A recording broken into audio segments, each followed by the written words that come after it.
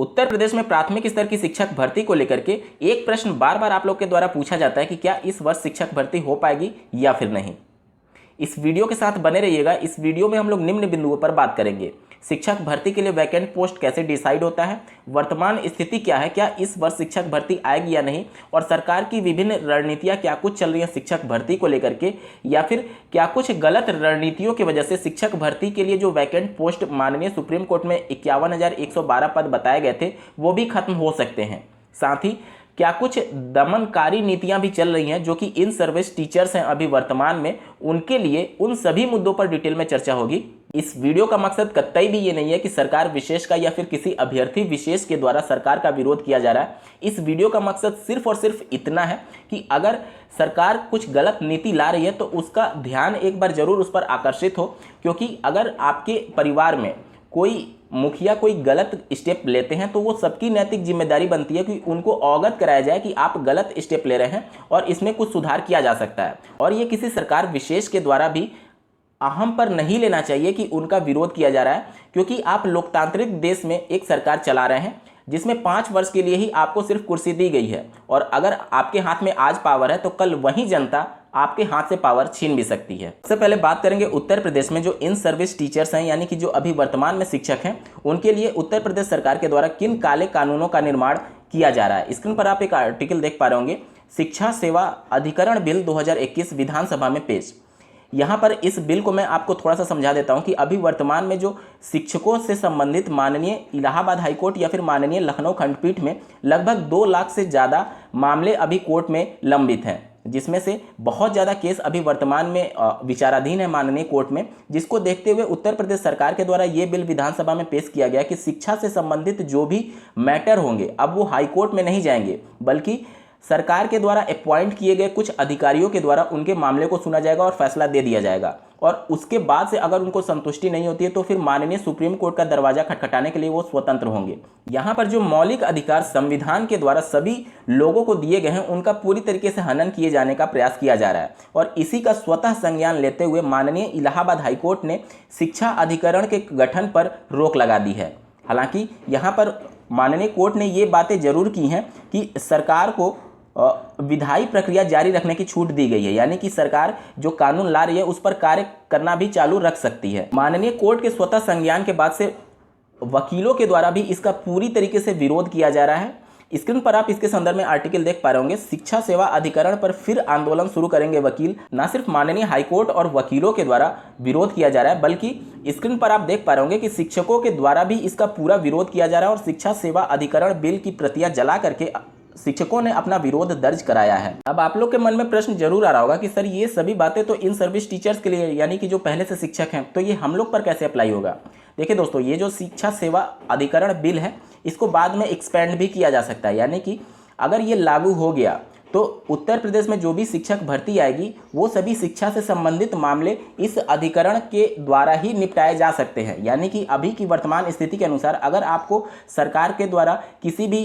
नीति में या फिर सरकार के द्वारा जारी किसी भी विज्ञप्ति में कोई अगर आपको गलत चीज़ लगती है तो आप डायरेक्टली माननीय कोर्ट के तहत सरकार के खिलाफ याचिका दायर कर देते हैं, लेकिन उस कंडीशन में आप डायरेक्टली माननीय हाईकोर्ट में याचिका दायर नहीं कर पाएंगे। आपको सरकार द्वारा अपॉइंट अधिकारियों को ही बताना होगा कि आपकी समस्या क्या है और उनके द्वारा ही निपटारा किया जाएगा। तो क्या आप उनसे ये उम्मीद कर सकते हैं कि जो उनके द्वारा फैसला दिया जाएगा वो निष्पक्ष होगा, क्योंकि आपकी लड़ाई उन्हीं लोगों से है जिनके द्वारा विज्ञप्ति में कुछ चीज़ें गलत की गई हैं, और उन्हीं के द्वारा फैसला भी दिया जाएगा कि आपके जो भी संदेह हैं उस पर क्या कुछ फैसला होने वाला है।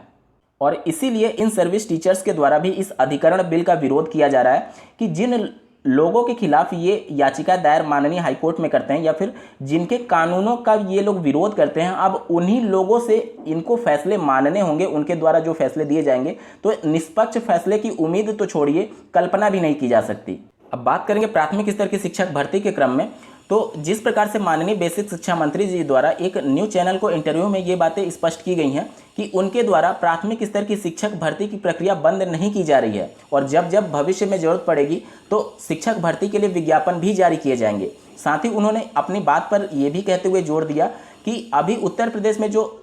छात्र और शिक्षक का अनुपात है वो 35:1 है, यानी कि 35 छात्रों पर एक शिक्षक प्राथमिक स्तर का अभी वर्तमान में उत्तर प्रदेश में है। और जो मानक है वो 30:1 का है, यानी 30 छात्र पर एक शिक्षक होना अनिवार्य है। ये आरटीई एक्ट के अनुसार है। साथ ही उन्होंने ये भी जोर देते हुए कहा कि उनकी सरकार के द्वारा ये प्रयास किया जा रहा है कि शिक्षक छात्र अनुपात या फिर छात्र शिक्षक अनुपात जो कि 35:1 है उसको 30:1 पर लाने का पूरा प्रयास किया जा रहा है।